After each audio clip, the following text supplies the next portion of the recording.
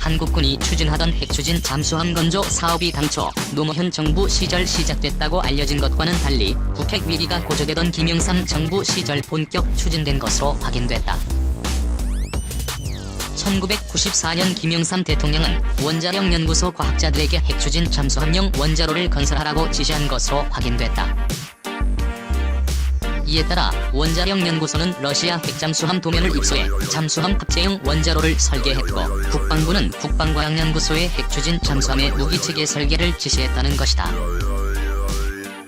이 같은 사실은 핵추진 잠수함 건조 프로젝트를 비밀리에 추진한 부주역인 조영길 전 국방부 장관, 신재민 전 국가행용함연구소장의 증언을 통해 밝혀졌다. 조영길 전 장관은 합참전력기획부장 시절 이지스함 사업 등 우리 군 첨단 무기 전력 증강 계획의 틀을 짠 인물이다.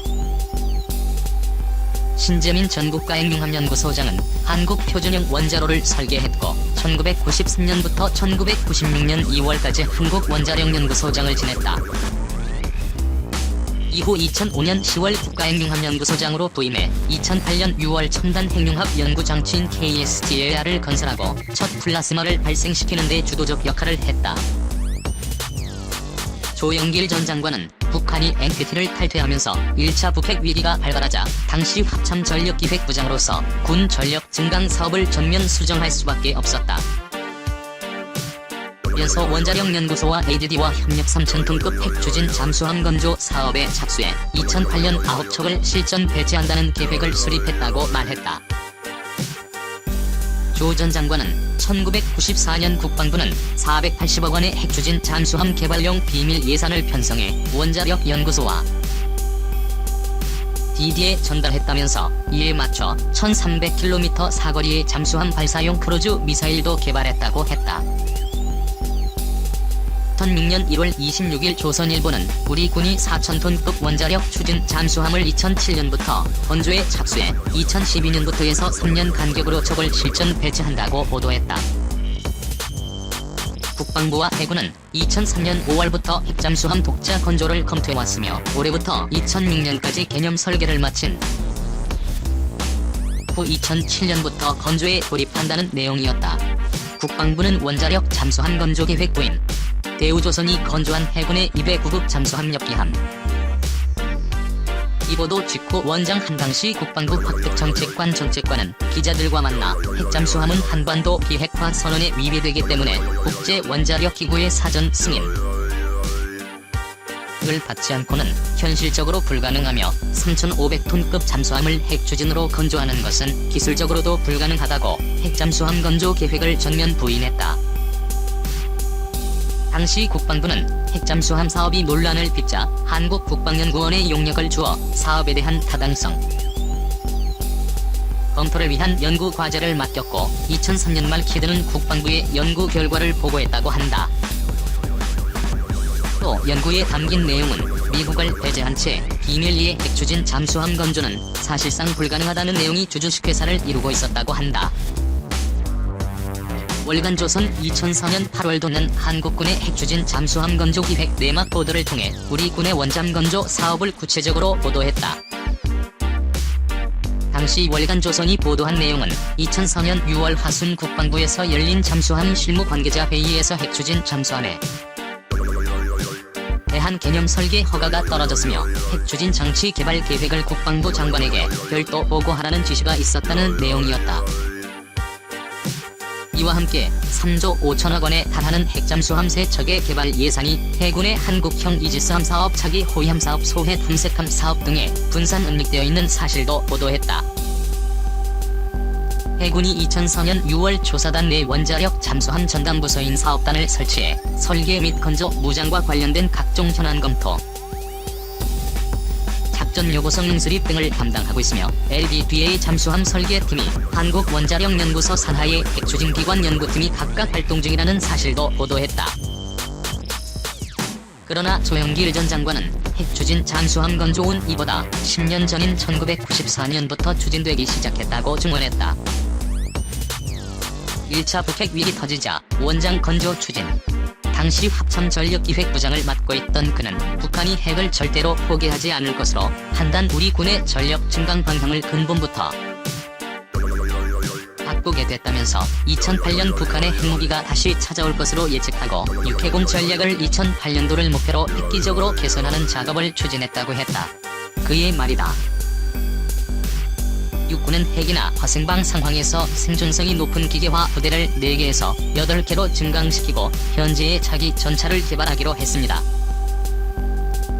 공군은 조기 경보기를 도입하고 차기 전투기 사업으로 F-15 전투기 200대를 도입할 계획을 수립해 김영삼 대통령에게 보고했어요. 그러나 FX 사업은 추진 과정에서 IMF 경제 위기가 닥치면서 예산상의 문제로 120대로 줄었고 김대중 정부 들어 40대로 축소된 것을 내가 국방장관으로 취임하여 20대를 추가했습니다. 또 최신의 공대지 미사일과 최신의 요격 미사일 패트리엇을 도입하기로 미국 레이시온사와 구체적인 구입 절차를 타전했어요. 그러나 북한이 대포동 2호 미사일을 일본을 향해 발사하는 와중에도 김대중 정부는 미국의 MDJ를 거부하며 한미 간 불신의 단초를 제공했습니다. 노무현 정부 들어 최신의 핵설이 대신 독일의 중고 키트를 업그레이드해서 들어오는 것으로 변경됐습니다. 조 전 장관은 해군력 증강에 가장 공을 들였다고 한다. 그는 한국형 구축함 사업으로 추진하던 3,000톤급 KTX-1 사업을 축소시키고 한국형 이지 스함 사업 차기 호위함 사업을 추진했고 아시아 최대의 14,000톤급 대형 상륙 함인 독도함 사업을 추진했다. 조 전 장관은 합참에서 이영환 전 국방부 학급실장 등과 함께 3,000톤급 원자력 추진 중잠수함 계획을 수립했다고 한다. 그의 말이다. 미국의 잠수함도 타보고 중국, 일본의 잠수함도 연구했습니다. 우리나라의 서해안을 중심으로 한 지역은 대륙풍으로 이루어져 핵 추진 잠수함을 보유하면 전략적으로 상대방에게 엄청난 위협이 됩니다. 핵추진 잠수함이란 전략무기를 갖게 되면 중국, 러시아처럼 북한을 지원하는 국가들에 대해서도 전략적인 견제를 할 수 있게 되는 것이죠. 2차 세계대전 이후 재래식 잠수함은 배터리 충전을 위해 물 밖으로 자꾸 들락거려 발견당할 가능성이 높습니다. 반면에 원자력 추진 잠수함은 물속에서 오래 머물 수 있는 데다 한국 해역이 열층이라 200m 이하로 내려가면 음파가 산란돼 생존성이 높습니다. 따라서 핵추진 잠수함 개발을 통해 생존성, 기밀성, 정숙성을 높여 미래 전쟁에 대비하고자 한 겁니다. 국방부 연구비용 40,080억 지원. 그는 자금 출처는 밝힐 수 없지만 국방부는 원자력연구소의 원자력 추진체 연구 비용으로 40,080억 지원했다면서 진이 LDD에 3,000톤급 핵추진 잠수함 설계 임무를 주었다고 했다. 조영길 전 장관은 현재 추진하고 있는 이체형 원자로 사업은 핵추진 잠수함 원자로를 만들기 위해 위장된 프로젝트였다면서 미국과의 마찰을 합리적으로 관리하고 있었고 대미 보안을 어느 단계까지 유지하다가 미국과 공개적인 협의를 하려 했다고 했다. 조영길 전 장관은 김영삼 정부 당시 군 수뇌부는 209획득 사업이 종료된 후에는 한국형 핵추진 잠수함을 건조한다는 계획을 수립했다고 했다. 그런데 김대중 정부 출범 후 새로 개편된 군 수뇌부는 이 계획을 전면 백지화하고 차기 잠수함 사업을 원점에서 다시 검토했다. 김대중 정부의 잠수함 사업은 프랑스와 독일이 경합을 벌인 끝에 IP를 탑재한 독일 HDW의 214 잠수함으로 기종이 결정됐다. 조영길 전 장관은 1994년 무렵 209급 잠수함을 9척 건조한 이후 바로 핵추진 잠수함으로 갈 계획을 세웠었는데 내가 이군단장이 군사령관 등 지휘관으로 나간 사이에 214급 잠수함 사업이 시작됐다고 했다. 그는 김대중 정부는 잠수함 생산 라인을 일원화한다는 논리를 앞세워 214 잠수함 사업권을 잠수함 건조 도크와 각종 설비 등 인프라와 건조 인력을 갖추고 있는 대우조선 을 제치고 건조 경험이나 설비가 전무한 현대중공업에 주었다면서 국방부에서 투자한 대우조선을 제치고 현대중공업으로 선정한 것은 이중투자여 세금 낭비라고 말했다.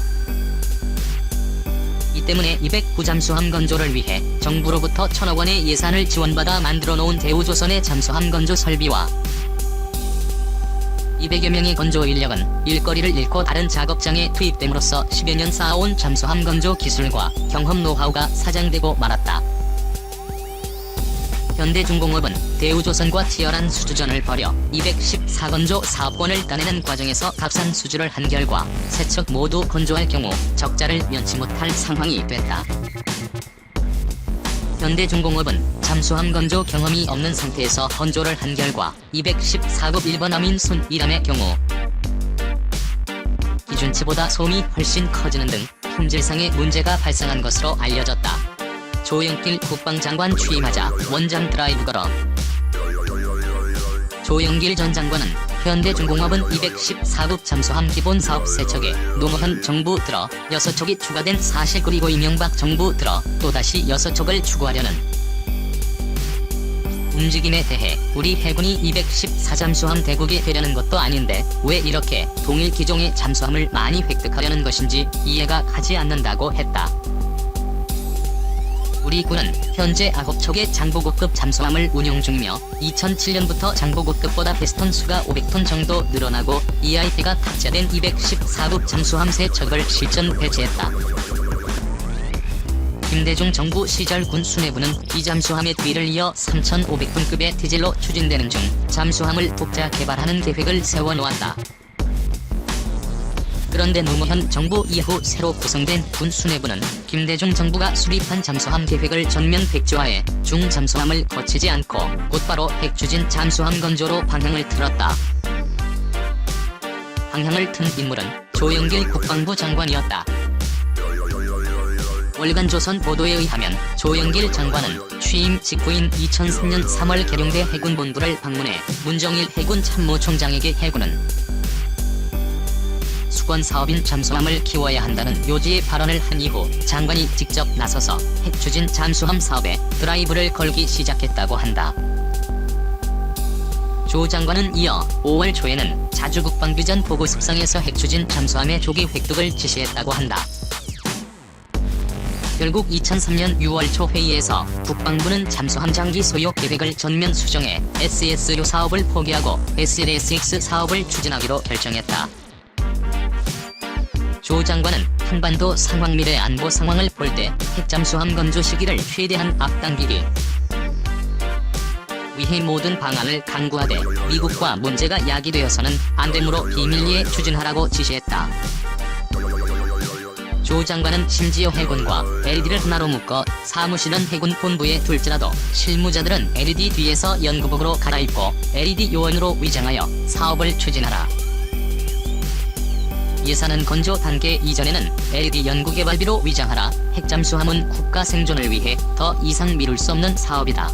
사업 참여자는 목숨을 걸어야 한다는 비장한 말까지 했다고.